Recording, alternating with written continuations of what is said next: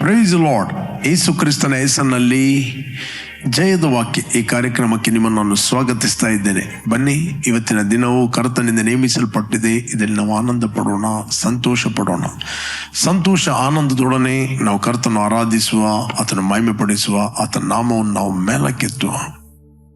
ಬನ್ನಿ, ನಾವು ಸ್ವಲ್ಪ ಹೊತ್ತು ತಂದೆ ದೇವರನ್ನು ಆರಾಧಿಸುವ, ಮತ್ತೆ ನಾವು ದೇವರ ವಾಕ್ಯವನ್ನು ಧ್ಯಾನ ಮಾಡುವ.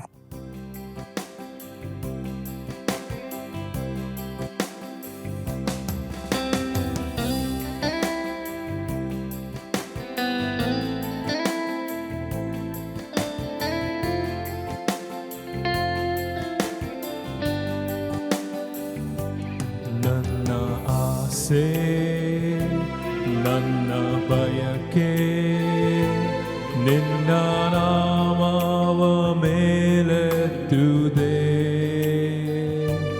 ಮಹಿಮೆಗೆ ಪಾತ್ರನೇ, ಮಹೋನ್ನತ ದೇವನೇ, ಉನ್ನತನಾದ ನನ್ನ ಯೇಸುವೇ. ನನ್ನ ಆಸೆ, ನನ್ನ ಬಯಕೆ ನಿನ್ನ ನಾಮವ ಮೇಲೆತ್ತುದೆ. ಮಹಿಮೆಗೆ ಪಾತ್ರನೇ, ಮಹೋನ್ನತ ದೇವನೇ, ಉನ್ನತನಾದ ನನ್ನ ಯೇಸುವೇ.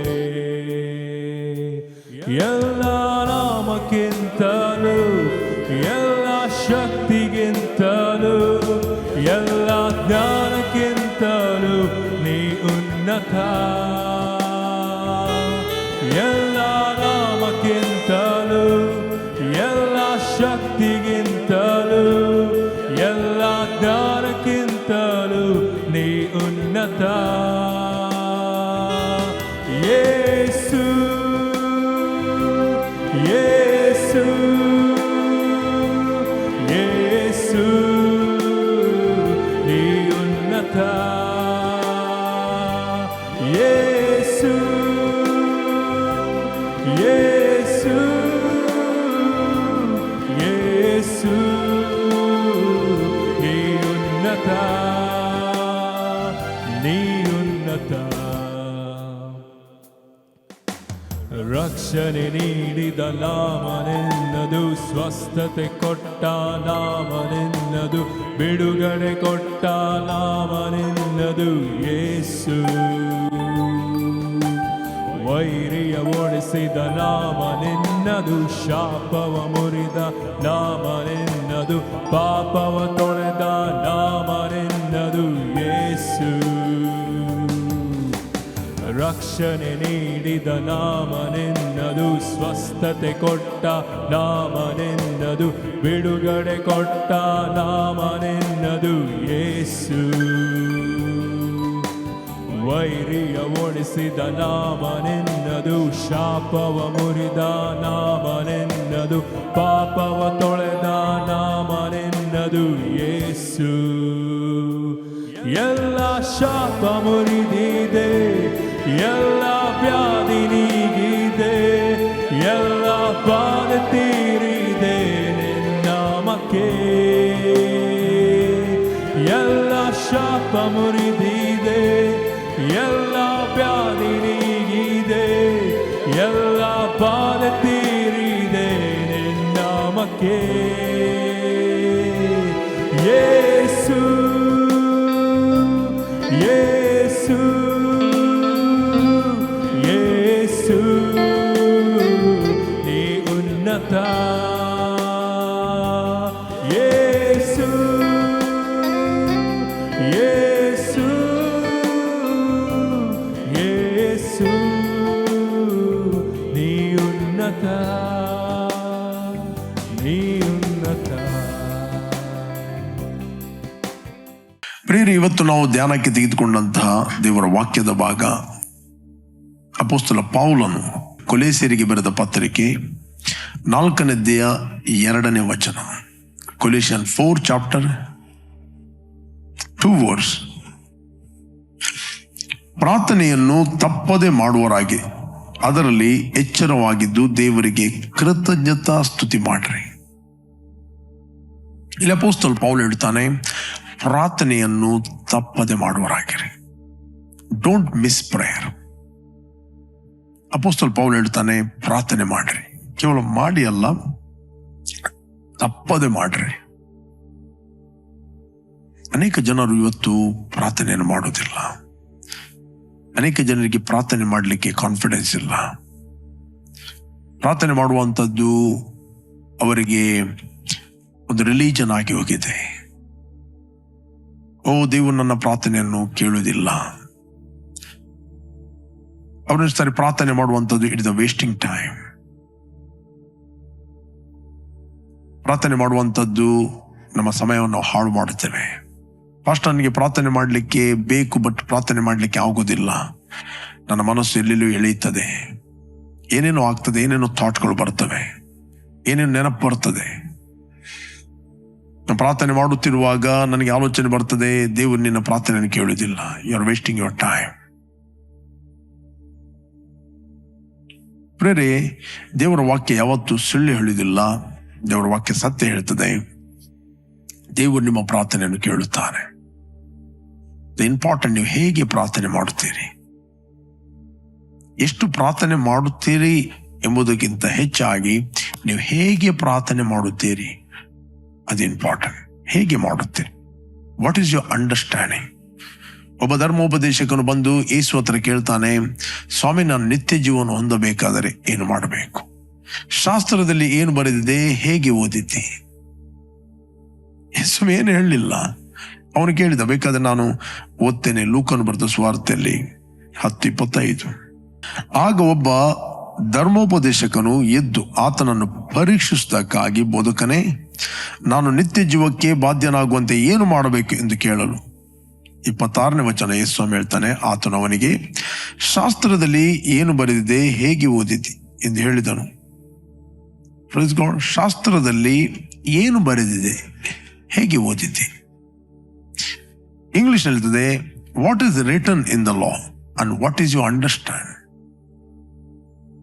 How you understood, what is you understand. ನಿನ್ನ ಹೇಗೆ ತಿಳಿದುಕೊಂಡಿದ್ದಿ, ಹೇಗೆ ಅರ್ಥ ಮಾಡಿದ್ದಿ, ಹೇಗೆ ಓದಿದ್ದಿ? ಎಲ್ಲರೂ ಓದಿದಾಗಿ ಓದಿದೆಯೋ? ಸೇವಕರು, ನಾನು ಕನ್ನಡಿ ನೋಡ್ತಾ ಇದ್ದೇನೆ, ನನಗೇನು ಕಾಣೋದಿಲ್ಲ. ಹೌದು, ಕನ್ನಡಿ ನೋಡ್ತಾ ಇದ್ದಿ, ಹೇಗೆ ನೋಡ್ತಾ ಇದ್ದಿ? ಉಲ್ಟಾ ನೋಡ್ತಾ ಇದ್ದೀಯಾ ಅಥವಾ ಸೈಡ್ ಹಾಕಿ ನೋಡ್ತಾ ಇದ್ದೀಯಾ? ಹೇಗೆ ನೋಡ್ತಾ ಇದ್ದಿ? ಹೇಗೆ ನೋಡ್ತಿ ಅದು ವೆರಿ ಇಂಪಾರ್ಟೆಂಟ್. ಹೇಗೆ ನೋಡ್ತಿ ಅದು ನಿನ್ನನ್ನು ಪ್ರತಿಬಿಂಬಿಸ್ತದೆ. ದೇವರ ವಾಕ್ಯವನ್ನು ಹೇಗೆ ಓದ್ತಿ ಅದು ನಿನಗೆ ನಿತ್ಯ ಜೀವನ ಕೊಡುತ್ತದೆ. ಸೇವಕರೇ, ನಾನು ಎಕ್ಸಾಮ್ ಬರೆದಿದ್ದೆ, ಫುಲ್ ಬರೆದಿದ್ದೇನೆ, ಫೇಲ್ ಆಗಿದ್ದೇನೆ, ಗೊತ್ತಿಲ್ಲ ಹೇಗೆ ಅಂತ. ನೋ, ಎಕ್ಸಾಮನ್ನು ಹೇಗೆ ಬರೆದಿದ್ದಿ, ಎಷ್ಟು ಬರೆದಿದ್ದಿ ಮುಖ್ಯ ಅಲ್ಲ, ಹೇಗೆ ಬರೆದಿದ್ದಿ ಅದು ನಿನಗೆ ರಿಸಲ್ಟ್ ಕೊಡುತ್ತದೆ. ಸೇವಕರು, ನಾನು ಕಾಣಿಕೆಯನ್ನು ಕೊಡ್ತಾ ಇದ್ದೇನೆ. ಹೌದು, ಕಾಣಿಕೆಯನ್ನು ಕೊಡ್ತಾ ಇದ್ದಿ, ಹೇಗೆ ಕೊಟ್ಟಿದ್ದಿ? ಫೇತ್ ಅಲ್ಲಿ ಕೊಟ್ಟಿದ್ಯಾ, ಸಂತೋಷದಲ್ಲಿ ಕೊಟ್ಟಿದ್ಯಾ, ಅಥವಾ ದುಃಖದಲ್ಲಿ ಕೊಟ್ಟಿದ್ಯಾ, ಅಪನಂಬಿಕೆಯಲ್ಲಿ ಕೊಟ್ಟಿದ್ಯಾ? ಪ್ರೀತಿಯಲ್ಲಿ, ನಂಬಿಕೆಯಲ್ಲಿ, ಸಂತೋಷದಲ್ಲಿ ಕೊಡುವಂಥದ್ದು ಅದು ರಿಸಲ್ಟ್ ಅನ್ನು ಕೊಡುತ್ತದೆ. Praise God. ನಾನು ಆಫರಿಂಗ್ ಕೊಡ್ತಾ ಇದ್ದೇನೆ, ಸೀಡ್ ಬಿತ್ತಿದ್ದೇನೆ, ಹೇಗೆ ಬಿತ್ತಿದ್ದು ವೆರಿ ಇಂಪಾರ್ಟೆಂಟ್. ನಾನು ಗದ್ದೆಯಲ್ಲಿ ಫುಲ್ ಬೀಜ ಬಿತ್ತಿದ್ದೆ, ಬಟ್ ಏನು ನನಗೆ ಫಲ ಬರಲಿಲ್ಲ. ಇಂಪಾರ್ಟೆಂಟ್, ಹೇಗೆ ಬಿತ್ತಿದ್ದಿ? ಗೇಯದ ಭೂಮಿಯನ್ನು ಗೇಯಿರಿ, ಮುಳ್ಳು ಕಲ್ಲುಗಳ ಮೇಲೆ ಬಿತ್ತಬೇಡ್ರಿ. ಬೇಕಾದ್ರೆ ನಾನು ನಿಮಗೋಸ್ಕರ ನಾನು ಓದ್ತೇನೆ. I will read for you. ಯೆರೆಮೀಯನ ಗ್ರಂಥದಲ್ಲಿ ಓದಿದ್ರೆ ನಮಗೆ ಸಿಗ್ತದೆ. ಜೆರೆಮಾಯ, ಇಲ್ಲಿ ಬೈಬಲ್ ಹೇಳ್ತದೆ, ಗೇಯದ ಭೂಮಿಯನ್ನು ಗೇಯಿರಿ, ಮುಳ್ಳು ಕಲ್ಲುಗಳ ಮೇಲೆ ಬಿತ್ತಬೇಡ್ರಿ. ಅದರ ಅರ್ಥ, ನಿಮ್ಮ ಹೃದಯವನ್ನು ನೀವು ಪ್ರಿಪೇರ್ ಮಾಡ್ರಿ. ಪ್ರಾರ್ಥನೆ ಮಾಡುವ ಮುಂಚೆ ನಿಮ್ಮ ಹೃದಯವನ್ನು ನೀವು ಪ್ರಿಪೇರ್ ಮಾಡ್ರಿ. ಅದರಲ್ಲಿ ಬಿಟರ್ನೆಸ್, ಅದರಲ್ಲಿ ಅದರಲ್ಲಿ ಕಹಿ ಭಾವನೆ, ಅಪನಂಬಿಕೆ, ಈ ಮುಳ್ಳುಗಳು, ಚುಚ್ಚುಗಳು, ದ್ವೇಷ ಅದೆಲ್ಲವನ್ನು ತೆಗೆದು ಬಿಡ್ರಿ. ದೇವರ ವಾಕ್ಯದಲ್ಲಿ ನಿಮ್ಮನ್ನು ನೀವು ಸರಿಪಡಿಸಿಕೊಳ್ರಿ. ದೇವರ ವಾಕ್ಯದಲ್ಲಿ ನಿಮ್ಮನ್ನು ತೊಳೆಯಿರಿ. ಹೇಗೆ ನೀನು ಪ್ರಾರ್ಥನೆ ಮಾಡುತ್ತೆ, ದ ವೆರಿ ವೆರಿ ಇಂಪಾರ್ಟೆಂಟ್. ಪ್ರಾರ್ಥನೆ ಒಂದು ಧಾರ್ಮಿಕ ರೀತಿಯಲ್ಲಿ ಮಾಡೋದು ಬೇರೆ, ಆತ್ಮಿಕ ರೀತಿಯಲ್ಲಿ ಮಾಡೋದು ಬೇರೆ. ದೇವರ ವಾಕ್ಯ ಹೇಳ್ತದೆ, ನಾವು ಪ್ರಾರ್ಥನೆ ಮಾಡುವಂಥದ್ದು ಕಾಣದ ಲೋಕದಲ್ಲಿರುವ ದೇವರಿಗೆ ನಾವು ಪ್ರಾರ್ಥನೆ ಮಾಡುವಂಥದ್ದು. ಕಾಣದ ಲೋಕದಲ್ಲಿರುವ ದೇವರು ನಮ್ಮ ಪ್ರಾರ್ಥನೆಯನ್ನು ಕೇಳುತ್ತಾನೆ. Is answering our prayer, is always answering our prayer. ನಮ್ಮ ಪ್ರಾರ್ಥನೆಗೆ ಆತನು ಉತ್ತರ ಕೊಡುತ್ತಾನೆ. ಯೇಸು ಹೇಳಿದ, ನೀವು ಪ್ರಾರ್ಥನೆ ಮಾಡುವಾಗ ನೀವು ಪ್ರಾರ್ಥನೆಯಲ್ಲಿ ಏನೇನು ಪ್ರಾರ್ಥನೆ ಮಾಡಿದ್ದೀರೋ ಅದು ನಂಬಿರಿ, ಅದು ನಿಮ್ಗೆ ಸಿಕ್ಕಿದೆ ಎಂದು. ಇನ್ನೊಂದು ವಚನ ಹೇಳುತ್ತೆ, ನೀವು ನನ್ನ ಹೆಸರಿನಲ್ಲಿ, ಯೇಸು ಹೇಳಿದ, ಏನಾದ್ರೂ ತಂದೆ ಹತ್ರ ಕೇಳಿದರೆ ಆತ ನನ್ನ ಹೆಸರಿನ ಮೇರೆಗೆ ನಿಮ್ಗೆ ಕೊಡುವನು. Okay, whatever you pray, God is answering your prayer. ದೇವರು ನಿಮ್ಮ ಪ್ರಾರ್ಥನೆಗೆ ಉತ್ತರ ಕೊಡುತ್ತಾನೆ. ದೇವರು ನಿಮ್ಮ ಪ್ರಾರ್ಥನೆಯನ್ನು ಕೇಳುವುದು ನಿಮ್ಮ ಒಳ್ಳೆಯ ಗುಣಗಳ ನಿಮಿತ್ತ ಅಲ್ಲ, ನಿಮ್ಮ ಒಳ್ಳೆಯ ಸ್ವಭಾವದ ನಿಮಿತ್ತವಲ್ಲ, ನೀವು ಮಾಡಿದ ದಾನ ಧರ್ಮಗಳ ನಿಮಿತ್ತವಲ್ಲ, ನೀವು ಕೊಟ್ಟ ಕಾಣಿಕೆಯ ನಿಮಿತ್ತವಲ್ಲ. ದೇವರು ನಿಮ್ಮ ಪ್ರಾರ್ಥನೆಯನ್ನು ಕೇಳುವಂತಹದ್ದು, God is answering your prayer because of Jesus. ಯೇಸುವಿನ ಒಳ್ಳೆತನಗೋಸ್ಕರ ದೇವರು ನಿಮ್ಮ ಪ್ರಾರ್ಥನೆಯನ್ನು ಕೇಳುತ್ತಾನೆ. ನೀವು ದೇವರ ಮಕ್ಕಳಾಗಿದ್ದೀರಿ, ದೇವರು ನಿಮ್ಮ ಪ್ರಾರ್ಥನೆಯನ್ನು ಕೇಳುತ್ತಾನೆ. ಪ್ರಾರ್ಥನೆಗೆ ಇರುವಂತಹ ಹಿಂಡರೆನ್ಸ್ಗಳು ಯಾವತ್ತಂದ್ರೆ ಅಪನಂಬಿಕೆ. ಅಪನಂಬಿಕೆ ಕಾರಣ ಅಜ್ಞಾನ. ಎಲ್ಲಿ ಅಜ್ಞಾನ ಇದೆ ಅಲ್ಲಿ ಅಪನಂಬಿಕೆ ಇದೆ. ಅಪನಂಬಿಕೆ ಹೋಗ್ಬೇಕಾದ್ರೆ ನಿನ್ನಲ್ಲಿ ಜ್ಞಾನ ಬೇಕು. ಜ್ಞಾನ ಬೇಕಂತ ಹೇಳಿದ್ರೆ ನೀನು ಸರಿಯಾಗಿ ದೇವರ ವಾಕ್ಯವನ್ನು ಕೇಳಬೇಕು. ನೀನು ದೇವರ ವಾಕ್ಯವನ್ನು ಕೇಳಿದಾಗ ದೇವರು ಯಾರು, ಆ ದೇವರಿಗೆ ಕ್ರಿಸ್ತನಲ್ಲಿ ನೀನು ಯಾರು, ನಿನ್ನ ಸಂಬಂಧ ಏನು, ರಿಲೇಶನ್ಶಿಪ್ ಏನು ನಿನಗೆ ತಿಳಿಯುತ್ತದೆ. ದೇವರು ನಿಮ್ಮ ಪ್ರಾರ್ಥನೆಯನ್ನು ಕೇಳುವಂಥದ್ದು ಬಿಕಾಸ್ ಆಫ್ ಜೀಸಸ್. ಯೇಸುವಿನ ಹೆಸರಿನಲ್ಲಿ ನೀವು ಪ್ರಾರ್ಥನೆ ಮಾಡುವುದಂದ್ರೆ ಯೇಸುವೆ ಪ್ರಾರ್ಥನೆ ಮಾಡಿದ ಹಾಗೆ, ಯೇಸುವೆ ಕೇಳಿದ ಹಾಗೆ. ದೇವರು ಯಾವತ್ತು ಯೇಸುವಿನ ಪ್ರಾರ್ಥನೆಯನ್ನು ಡಿನೈ ಮಾಡುವುದಿಲ್ಲ. ಯೇಸು ಏನು ಕೇಳಿದ್ರು ತಂದೆ ಕೊಡುತ್ತಾನೆ, ಯಾಕಂದ್ರೆ ಯೇಸು ದೇವರ ಮಗನಾಗಿದ್ದಾನೆ. ಇವತ್ತು ನಾವು ಕೂಡ ದೇವರ ಮಕ್ಕಳಾಗಿದ್ದೇವೆ, ದೇವರು ನಮ್ಮ ಪ್ರಾರ್ಥನೆಯನ್ನು ಕೇಳುತ್ತಾನೆ.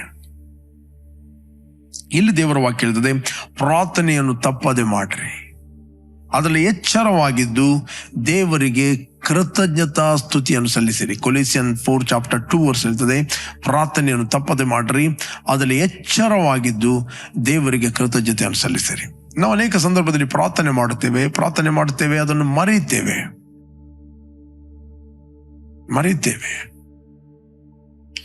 ಮೂಮೆಂಟ್ ನೀನು ಪ್ರಾರ್ಥನೆ ಮಾಡಿದಿ, ಕಾಣದ ಲೋಕದಲ್ಲಿರುವ ದೇವರು ನಿನ್ನ ಪ್ರಾರ್ಥನೆಗೆ ಉತ್ತರ ಕೊಟ್ಟ. ನೀನು ಜಾಬಿಗೋಸ್ಕರ ಪ್ರಾರ್ಥನೆ ಮಾಡ್ತಿ, ದೇವರು ಜಾಬ್ ಇಲ್ಲ ಅಂತ ಹೇಳಿದ್ರು ಕ್ರಿಯೇಟ್ ಮಾಡಿ ಅದು ನಿನಗೋಸ್ಕರ ಆತನು ಕೆಲಸ ಕೊಡುತ್ತಾನೆ. ಇದು ರಿಲೀಸಿಂಗ್ ಜಾಬ್ ಫಾರ್ ಯು. ಇಲ್ಲ ಅಂತ ಹೇಳಿದ್ರು ಆತನು ನಿನಗೋಸ್ಕರ ಸೃಷ್ಟಿಸಿ ಕೊಡಲು ಆತನು ಶಕ್ತನು. ನೀವು ಯಾವುದಕ್ಕೋಸ್ಕರ ಪ್ರಾರ್ಥನೆ ಮಾಡ್ತೀರಿ, ಆತನು ಇಲ್ಲದನ್ನು ಇರುವ ಹಾಗೆ ಮಾಡುವ ಆತನು. ಪ್ರಿಯರೇ, ಪ್ರಾರ್ಥನೆಯೊಂದಿಗೆ ದೇವರೊಟ್ಟಿಗೆ ಒಂದು ರಿಲೇಶನ್ಶಿಪ್ ಇಡಿರಿ. ಕಾಣದ ಲೋಕದಲ್ಲಿರುವ ದೇವರು ನಿಮ್ಮ ಪ್ರಾರ್ಥನೆಯನ್ನು ಯೇಸು ನಾಮದಲ್ಲಿ ಉತ್ತರ ಕೊಟ್ಟೇ ಕೊಡುತ್ತಾನೆ. Okay, but the problem receiving problem, is answering problem ಅಲ್ಲ. ದೇವರು ನಿಮ್ಮ ಪ್ರಾರ್ಥನೆಗೆ ಉತ್ತರ ಕೊಡುವಂಥದ್ದು ಪ್ರಾಬ್ಲಮ್ ಅಲ್ಲ. ಇಲ್ಲಿ ಅಪನಂಬಿಕೆ ಏನ್ ಮಾಡುತ್ತೆ ಅಂತ ಹೇಳಿದ್ರೆ ನಿಮ್ಮ ಪ್ರಾರ್ಥನೆಯನ್ನು ಕದ್ದುಕೊಂಡು ಹೋಗುತ್ತದೆ. ಅನೇಕ ಸಂದರ್ಭದಲ್ಲಿ ನೀವು ರಿಲೀಜಿಯಸ್ ಆಗಿ ಪ್ರಾರ್ಥನೆ ಮಾಡುತ್ತೀರಿ, ಕಡೆಗೆ ನೀವು ಮರೆತು ಹೋಗ್ತೀರಿ. ಸ್ವಲ್ಪ ಹೊತ್ತಿನ ನಂತರ ಇನ್ನೊಬ್ಬ ಸೇವಕರ ಹತ್ರ ಹೋಗ್ತೀರಿ, ನನಗೆ ಇಂಥದ್ದೇ ಪ್ರಾರ್ಥನೆ ಮಾಡಿ ಅಂತ ಹೇಳಿದಿರಿ. ಆನಂತರ ಇನ್ನೊಬ್ಬರ ಹತ್ರ ಹೋಗ್ತೀರಿ. ಎಷ್ಟು ಜನರ ಹತ್ರ ಹೋಗ್ತೀರಿ?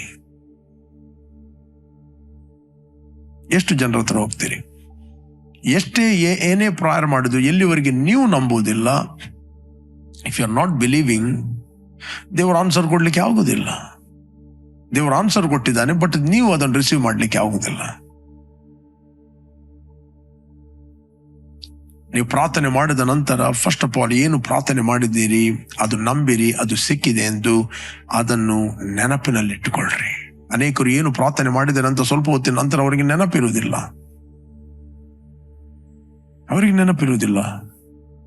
ಅರ್ಧ ಗಂಟೆ ಪ್ರಾರ್ಥನೆ ಮಾಡಿದ್ದು, ಏನು ಪ್ರಾರ್ಥನೆ ಮಾಡಿದ್ದು ಒಂದು ಕೂಡ ನೆನಪಿಲ್ಲ. ನೀವೊಂದು ಯಾವುದೇ ಆಫೀಸಿಗೆ ಅಪ್ಲಿಕೇಶನ್ ಹಾಕ್ತೀರಿ, ನೀವು ಮರೆತು ಹೋದರೆ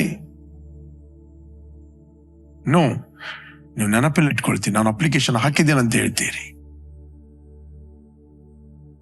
ಅದೇ ರೀತಿ ನೀವು ಪ್ರಾರ್ಥನೆ ಮಾಡಿದ್ದನ್ನು ನೀವು ನೆನಪಿನಲ್ಲಿ ಇಟ್ಟುಕೊಳ್ಳುವಂಥದ್ದು ವೆರಿ ಇಂಪಾರ್ಟೆಂಟ್. ಯಾವುದೊಂದು ಗದ್ದೆಯಲ್ಲಿ ನೀವು ಬೀಜ ಹಾಕಿದಾಗ ನೀವು ಮರೆತು ಹೋಗುವುದಿಲ್ಲ.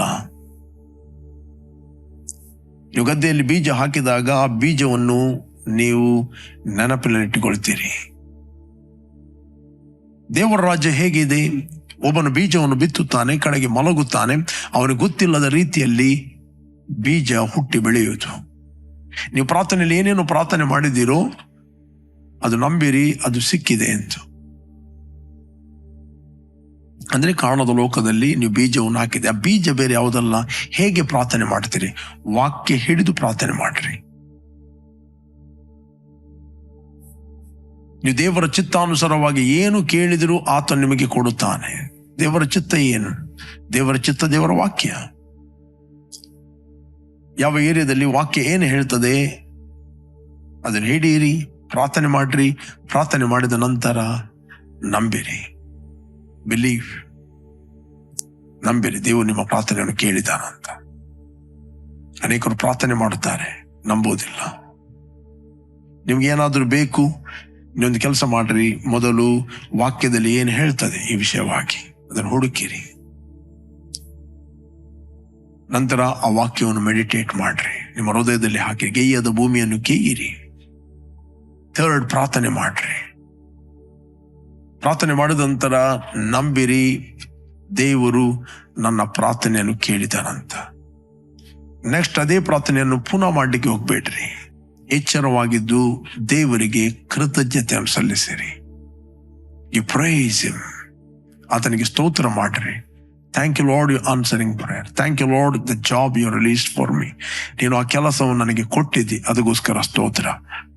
ಇಂಥ ಸಂಗತಿಯನ್ನು ನನ್ನ ಜೀವಿತದಲ್ಲಿ ಮಾಡಿದ್ದಿ, ಅದಕ್ಕೋಸ್ಕರ ಸ್ತೋತ್ರ. ಓಕೆ, ಬೈಬಲ್ ನಂಬಿಕೆ ಇಲ್ಲದವನು, ಆತನು ಚಂಚಲನು, ಅವನು ದೇವರಿಂದ ಏನಾದರೂ ಹೊಂದುವನೆಂದು ಭಾವಿಸದಿರಲಿ ಅಂತ ಬೈಬಲ್ ಹೇಳ್ತದೆ. ಯಾಕೋಬ 1:7-8 ಸ್ವಲ್ಪವೂ ಸಂದೇಹ ಪಡದೆ ಆತನು ಪೂರ್ಣ ನಂಬಿಕೆಯಿಂದ ಕೇಳಬೇಕು.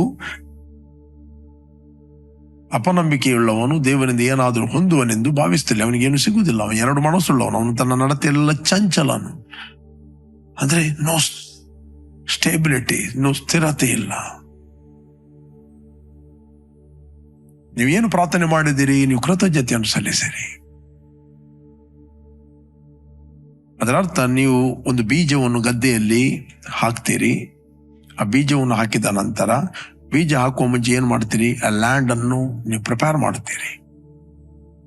ಲ್ಯಾಂಡ್ ಅನ್ನು ಪ್ರಿಪೇರ್ ಮಾಡ್ತೀರಿ, ಆ ಗದ್ದೆಯನ್ನು ಪ್ರಿಪೇರ್ ಮಾಡ್ತೀರಿ. ಆ ಮುಳ್ಳು ಕಲ್ಲುಗಳನ್ನೆಲ್ಲ ತೆಗಿತೀರಿ, ಪುನಃ ಉಳ್ತೀರಿ ಅಥವಾ ಅಗೀತೀರಿ. ಅಗಿದ ನಂತರ ಅದಕ್ಕೆ ಬೀಜವನ್ನು ಹಾಕ್ತೀರಿ. ಬೀಜ ಹಾಕಿದ ನಂತರ ಅದನ್ನು ಮುಚ್ಚುತ್ತೀರಿ. ಬೀಜ ಹಾಕಿದ ನಂತರ ಇಮಿಡಿಯೇಟ್ಲಿ ಹಕ್ಕಿಗಳು ಬರ್ತವೆ ಆ ಬೀಜವನ್ನು ಕದ್ದುಕೊಂಡು ಹೋಗ್ಲಿಕ್ಕೆ. ಅದನ್ನು ಕದ್ದುಕೊಂಡು ಹೋಗದಾಗೆ ಆ ಬೀಜವನ್ನು ಮುಚ್ಚಿ ನೀವು ಪ್ರೊಟೆಕ್ಟ್ ಮಾಡ್ತೀರಿ. ಮತ್ತು ನಂಬಿಕೆಯಿಂದ ನೀವು ಅದಕ್ಕೆ ನೀರು ಹಾಕ್ತೀರಿ. 1 ದಿನ ಹಾಕ್ತೀರಿ, 2 ದಿನ ಹಾಕ್ತೀರಿ, 3 ದಿನ ಹಾಕ್ತೀರಿ, ಕೆಲವೊಮ್ಮೆ 4 ದಿನ, 5 ದಿನ ಹಾಕ್ತೀರಿ. 5-6ನೇ ದಿನ ಅಥವಾ ಕೆಲವೊಂದು ಬೀಜಗಳು 3 ದಿನದಲ್ಲಿ ಮೆಲ್ಲಗೆ ನಿಮ್ಗೆ ಗೊತ್ತಿಲ್ಲದ ಹಾಗೆ ಹುಟ್ಟಿ ಬೆಳೆಯುತ್ತವೆ. ಇವತ್ತು ಬೀಜ ಹಾಕಿ ನಾಳೆ ನೀವು ಪುನಃ ಬೀಜ ಹಾಕುವುದಿಲ್ಲ, ಪುನಃ ಅಗಿದು ಪುನಃ ಬೀಜ ಹಾಕುವುದಿಲ್ಲ. ಅದಕ್ಕೆ ಬೈಬಲ್ ಹೇಳುತ್ತೆ, ಉಳುವವನು ಉಳುತ್ತಲೇ ಇರುವನು, ಬೀಜವನ್ನು ಬಿತ್ತುವನು ಬಿತ್ತುತ್ತಲೇ ಇರುವನು ಅಂತ ಬೈಬಲ್ ಹೇಳುತ್ತೆ. ಉಳುವವನು ಉಳುತ್ತಲೇ ಇರುವನು, ಬೀಜವನ್ನು ಬಿತ್ತುವನು ಬೀಜ ಬಿತ್ತುತ್ತಲೇ ಇರುವನು. ಹಾಗಾದ್ರೆ ಪ್ರಾರ್ಥನೆ ಮಾಡುತ್ತಲೇ ಇರುವನು. ಪ್ರಾರ್ಥನೆ ಮಾಡಿ, ಅದರಲ್ಲಿ ಎಚ್ಚರವಾಗಿದ್ದು ದೇವರಿಗೆ ಕೃತಜ್ಞತೆಯನ್ನು ಸಲ್ಲಿಸಿರಿ. ನೀವು ಪ್ರಾರ್ಥನೆ ಮಾಡಿದ ನಂತರ ನೀವೊಂದು ಬೀಜವನ್ನು ಹಾಕಿದಿರಿ in the realm of the spirit. ಆ ಪ್ರಾರ್ಥನೆಯನ್ನು ಕದ್ದುಕೊಂಡು ಹೋಗ್ಲಿಕ್ಕೆ ಆಕಾಶದ ಹಕ್ಕಿಗಳು ಬರುತ್ತವೆ. ಹಕ್ಕಿಗಳು ಬೇರೆ ಯಾರಲ್ಲ, ದುರಾತ್ಮಗಳು. ನಿಮ್ಮ ತಲೆಯಲ್ಲಿ ಥಾಟ್ಗಳು ಬರ್ಬೋದು, ಆಲೋಚನೆಗಳು ಬರ್ಬೋದು. ಹೇಗೆ ಪ್ರಾರ್ಥನೆ ಅನುಸಾರ ಆಗೋದು? ಹೌದು, ಜಾಬಿಗೆ ನೀನು ಪ್ರೇಯರ್ ಮಾಡಿದ್ದಿ, ಹೇಗೆ ಬರುವುದು ಜಾಬ್? ಯಾವ ರೀತಿ ಬರುವುದು? ನಿನ್ಗೆ ಸಿಗ್ತದ ಜಾಬ್?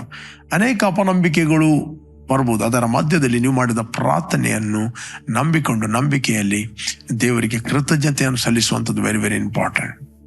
ಅದಕ್ಕೆ ಕೊಲೋಸ್ಯರಿಗೆ ಬರೆದ 4ನೇ ಅಧ್ಯಾಯ 2ನೇ ವಚನದಲ್ಲಿ ಪ್ರಾರ್ಥನೆಯನ್ನು ತಪ್ಪದೆ ಮಾಡಿರಿ, ಅದರಲ್ಲಿ ಎಚ್ಚರವಾಗಿದ್ದು ದೇವರಿಗೆ ಕೃತಜ್ಞತೆಯನ್ನು ಸಲ್ಲಿಸಿರಿ. ಪ್ರೇರೆ, ಇದುವರೆಗೆ ನೀವು ಪ್ರಾರ್ಥನೆ ಮಾಡಲಿಲ್ಲ, ಇವತ್ತು ಪ್ರಾರ್ಥನೆ ಮಾಡಿ set in the presence of god. ನಿಮಗೆ ಮೊದಲು ದೇವರೊಟ್ಟಿಗೆ ರಿಲೇಷನ್ಶಿಪ್ ಗೊತ್ತಿರಲಿ. ನೀವು ಕ್ರಿಸ್ತನಲ್ಲಿ ದೇವರ ಮಕ್ಕಳಾಗಿದ್ದೀರಿ. ಯೇಸು ಹೇಳಿದ, ನನ್ನ ಹೆಸರಿನಲ್ಲಿ ನೀವು ತಂದೆಯನ್ನು ಏನು ಕೇಳಿದರೂ ಆತ ನನ್ನ ಹೆಸರಿನ ಮೇಲೆ ನಿಮಗೆ ಕೊಡುತ್ತಾನೆ, ದೇವರು ನಿಮ್ಮ ಪ್ರಾರ್ಥನೆಯನ್ನು ಕೇಳುತ್ತಾನೆಂಬ ನಂಬಿಕೆ ನಿಮಗೆ ಇರಲಿ. 2ನೇದ್ದು, ಯಾರ ವಿಷಯದಲ್ಲಿ ಕಹಿ ಭಾವನೆ ಇದೆ, ಅನ್ಫರ್ಗಿವ್ನೆಸ್ ಇದೆ, ಬಿಟರ್ನೆಸ್ ಇದೆ, ಅದನ್ನು ಕ್ಷಮಿಸಿಬಿಡ್ರಿ.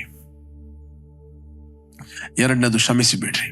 ಅದಕ್ಕೋಸ್ಕರ ಯೇಸು ಹೇಳಿದ, ನೀವು ಪ್ರಾರ್ಥನೆ ಮಾಡುವಾಗ ಯಾರ ವಿಷಯದಲ್ಲಿ ಏನಾದರೂ ಕ್ಷಮಿಸ್ಲಿಕ್ಕಿದ್ದರೆ ಕ್ಷಮಿಸಿರಿ. The forgive and forget, that's all. Forgive and forget, ಕ್ಷಮಿಸಿರಿ. ಓಕೆ. 3ನೇದ್ದು ನಾವು ನೋಡ್ತೇವೆ,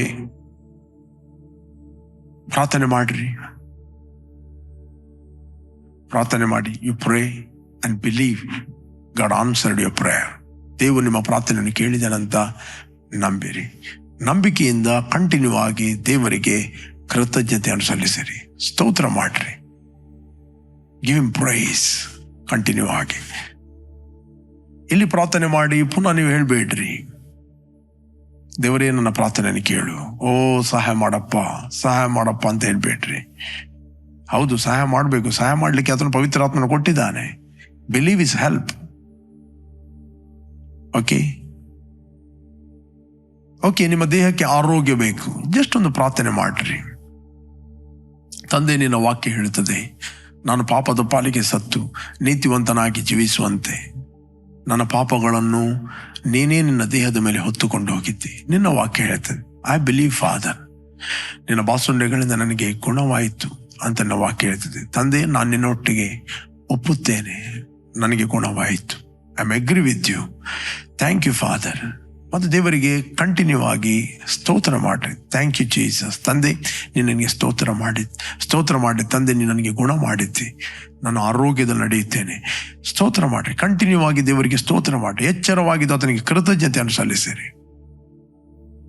ಓಕೆ. ನೀವು ಯಾರಿಗಾದರೂ ಏನಾದರೂ ಒಂದು ವಸ್ತುವನ್ನು ಒಬ್ಬರಿಗೆ ಕೊಡಿ ಅಂತ ಹೇಳ್ತೀರಿ, ಅದನ್ನು ಕೊಟ್ಟ ನಂತರ ಥ್ಯಾಂಕ್ ಯು ಹೇಳ್ತೀರಿ, ನೀವು ನಂಬುತ್ತೀರಿ ಅದು ಆಯ್ತಂತ. ಒಂದು ಪ್ರಾರ್ಥನೆ ಕೂಡ ನಿಮ್ಮದು ಬಿದ್ದು ಹೋಗುವುದಿಲ್ಲ. ದೇವರು, ನಮ್ಮ ದೇವರು ಪ್ರಾರ್ಥನೆಯನ್ನು ಕೇಳುವ ದೇವರು. ಆತನು ನೀತಿವಂತರ ಪ್ರಾರ್ಥನೆಗೆ ಕಿವಿ ಕೊಡುವ ದೇವರು. ನಿಮ್ಮ ಪ್ರಾರ್ಥನೆಗೆ ಆತನು ಕಿವಿ ಕೊಡುತ್ತಾನೆ.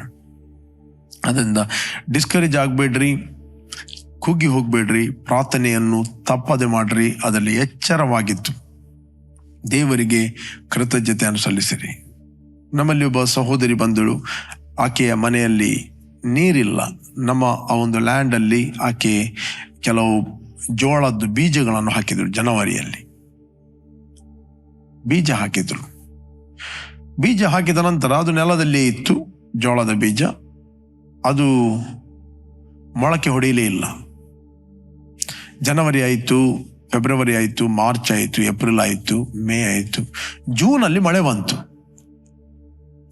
ಜೂನಲ್ಲಿ ಯಾವಾಗ ಮಳೆ ಬಂತು, ಆಗ ಆ ಒಂದು ಬೀಜಗಳು ಹುಟ್ಟಿ ಬೆಳೆಯಲಿಕ್ಕೆ ಪ್ರಾರಂಭವಾದ ಜೋಳ. ಅಲ್ಲಿವರೆಗೆ ಆಕೆ ಬೀಜ ಹಾಕಿದ್ದಾಳೆ, ಹುಟ್ಟಿ ಬೆಳೆಯಲಿಲ್ಲ. ಯಾಕೆ? ಅದಕ್ಕೆ ನೀರಿರಲಿಲ್ಲ. ಅದೇ ರೀತಿ ನೀವು ಅನೇಕ ಸಂದರ್ಭದಲ್ಲಿ ಪ್ರಾರ್ಥನೆ ಮಾಡುತ್ತೀರಿ, ನಿಮ್ಮ ಪ್ರಾರ್ಥನೆಗಳು ಅಲ್ಲೇ ಉಳಿದಿದೆ. ಅದಕ್ಕೆ ಬೈಬಲ್ ಹೇಳುತ್ತೆ, ಎಚ್ಚರವಾಗಿದ್ದು ಏನು ಪ್ರಾರ್ಥನೆ ಮಾಡಿದ್ದೀರಿ ಅದಕ್ಕೆ ದೇವರಿಗೆ ನಂಬಿಕೆಯಲ್ಲಿ ಕೃತಜ್ಞತೆಯನ್ನು ಸಲ್ಲಿಸಿರಿ. Thank you Jesus, you answered our prayer. Okay. ಇದು ಪ್ರಾರ್ಥನೆ ಮಾಡುವಂಥ ರೀತಿ, ದೇವರೊಟ್ಟಿಗೆ ನಂಬಿಕೆಯಲ್ಲಿ ನೀವು ಕಮ್ಯುನಿಕೇಶನ್ ಮಾಡುವಂಥದ್ದು, ಸಂಪರ್ಕ. ಓಕೆ. ಪ್ರೇರೆ, ಯಾರು ನೀವು ಫಸ್ಟ್ ಟೈಮ್ ವೀಕ್ಷಿಸ್ತಾ ಇದ್ದೀರಿ, ಇಷ್ಟರವರೆಗೆ ನೀವು ಯೇಸುವನ್ನು ರಕ್ಷಕನ ಒಡೆಯನ್ನು ನೀವು ಅಂಗೀಕಾರ ಮಾಡಲಿಲ್ಲ, ಇದು ನಿಮ್ಮ ಸಮಯ. ನೀವು ಅಂಗೀಕಾರ ಮಾಡ್ರಿ. ಯಾರು ಆತನ ಅಂಗೀಕಾರ ಮಾಡಿದ್ರು, ಅಂದರೆ ಆತನ ಹೆಸರನ್ನು ನಂಬಿಕೆ ಇಟ್ಟರು, ಅವರಿಗೆ ದೇವರ ಮಕ್ಕಳಾಗುವ ಅಧಿಕಾರ ಕೊಟ್ಟನು ಅಂತ ದೇವರ ವಾಕ್ಯ ಹೇಳ್ತದೆ. We have A relationship with god. ಇವರು ರಕ್ತ ಸಂಬಂಧದಿಂದಾಗಲಿ, ಕಾಮದಿಂದಾಗಲಿ, ಪುರುಷನ ಇಚ್ಛೆಯಿಂದಾಗಲಿ ಇವರು ಹುಟ್ಟಿದವರಲ್ಲ, ಇವರು ದೇವರಿಂದ ಹುಟ್ಟಿದವರು ಅಂತ ವಾಕ್ಯ ಹೇಳ್ತಾರೆ. Let's pray. Thank you Lord. ಭೂಮಿ ಆಕಾಶಗಳನ್ನು ಉಂಟು ಮಾಡಿದ ಸರ್ವಶಕ್ತನಾದ ತಂದೆ, ಯೇಸುವಿನ ನಾಮದಲ್ಲಿ ನಾವು ನಿನ್ನ ಸನ್ನಿಧಿಯಲ್ಲಿದ್ದೇವೆ. ಯೇಸುವೆ, ನೀನು ನನಗೋಸ್ಕರ ಕುರುಜಿಯಲ್ಲಿ ಸತ್ತು ರಕ್ತವನ್ನು ಸುರಿಸಿ ನನ್ನ ಪಾಪಗಳನ್ನು ಹೊತ್ತುಕೊಂಡು ಹೋಗಿ ಹೂಣಲ್ಪಟ್ಟು 3ನೇ ದಿನ ಪುನರುತ್ಥಾನಾಗಿದ್ದೆ ಎಂದು ನಾವು ನಂಬುತ್ತೇವೆ. ನೀನು ಸುರಿಸಿದ ರಕ್ತದ ಮೂಲಕ ನಮ್ಮ ಅಪರಾಧಗಳು ಪರಿಹಾರವಾಗಿ ನಮಗೆ ಬಿಡುಗಡೆ ಆಯಿತು. ನಾವು ಬಾಯಿಂದ ಅರಿಕೆ ಮಾಡುತ್ತೇವೆ, ಯೇಸುವೆ ನಮ್ಮ ಕರ್ತನೆಂದು. ನೀನು ವಾಗ್ದಾನ ಮಾಡಿದ ಪವಿತ್ರಾತ್ಮ ವರವನ್ನು ನಂಬಿಕೆಯ ಮೂಲಕ ನಾವು ರಿಸೀವ್ ಮಾಡುತ್ತೇವೆ.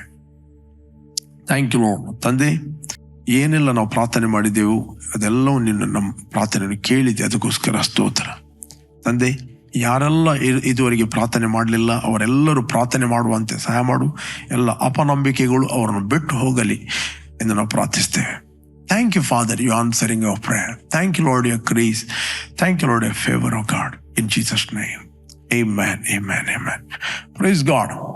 Okay. ಯಾರು ನೀವು ಬರ್ತ್ಡೇ ಮತ್ತು ವೆಡ್ಡಿಂಗ್ ಆನಿವರ್ಸರಿ ಸೆಲೆಬ್ರೇಟ್ ಮಾಡ್ತಾ ಇದ್ದೀರಿ, ನಿಮಗೋಸ್ಕರ ನಾವು ಪ್ರಾರ್ಥನೆ ಮಾಡ್ತೇವೆ. Blessed happy birthday and blessed happy wedding anniversary. ತಂದೆ, ಯಾರು ಇವತ್ತು ಬರ್ತ್ಡೇ ಮತ್ತು ವೆಡ್ಡಿಂಗ್ ಆನಿವರ್ಸರಿ ಸೆಲೆಬ್ರೇಟ್ ಮಾಡ್ತಾ ಇದ್ದಾರೆ, ಇವರು ಫ್ರೂಟ್ಫುಲ್ ಆಗಲಿ, ಬ್ಲೆಸ್ ಆಗಲಿ, ಕೆಡುಕನೆಲ್ಲ ಕೈಯಿಂದ ಇವರು ತಪ್ಪಿಸಿ ಕಾಪಾಡು. ಯೇಸು ನಾಮದಲ್ಲಿ ತಂದೆ, ಆಮೆನ್. Praise God. ಜಯದ ವಾಕ್ಯ ಈ ಕಾರ್ಯಕ್ರಮವನ್ನು ಪ್ರತಿದಿನ ಬೆಳಿಗ್ಗೆ ಬಿಗ್ ಜೆ ಟಿವಿಯಲ್ಲಿ 7 ಗಂಟೆಯಿಂದ 7:30ಕ್ಕೆ ವೀಕ್ಷಿಸಿರಿ. 7:30ರಿಂದ 8 ಗಂಟೆ ಇದೇ ಕಾರ್ಯಕ್ರಮ ನಮ್ಮ ಯೂಟ್ಯೂಬ್ ಚಾನಲ್ಲಿ ಬರ್ತದೆ. ನಮ್ಮ YouTube channel word of victory church pastor Roshan Lobo. ಅದೇ ರೀತಿ ಪ್ರತಿದಿನ ಸಂಜೆ ಫೇಸ್ಬುಕ್ ಮತ್ತು ಯೂಟ್ಯೂಬ್ ಅಲ್ಲಿ ನಾವು ಲೈವ್ ಆಗಿ ಮಾತಾಡ್ತಾ ಇದ್ವಿ. ನಮ್ಮೊಟ್ಟಿಗೆ ಜಾಯ್ನ್ ಆಗಿರಿ. ವೆಬ್ಸೈಟ್ ಇದೆ wordofvictory.in ಅಂತ. ಅದರಲ್ಲಿ ಸ್ಪೀಕ್ ಲೈಫ್ ಅಂತ ನೀವು ಕ್ಲಿಕ್ ಮಾಡಿದ್ರೆ ನಿಮಗೆ 4 ಭಾಷೆಯಲ್ಲಿ ಅರಿಕೆ ಸಿಗ್ತದೆ, with scripture, Kannada, English, Hindi, Konkani. Okay, continue ಆಗಿ ನೀವು ಬಿಗ್ ಜೆ ಟಿವಿಯಲ್ಲಿ ಜಯದ ವಾಕ್ಯ ಈ ಕಾರ್ಯಕ್ರಮವನ್ನು ವೀಕ್ಷಿಸಿರಿ. You bless. ಆಮೆನ್.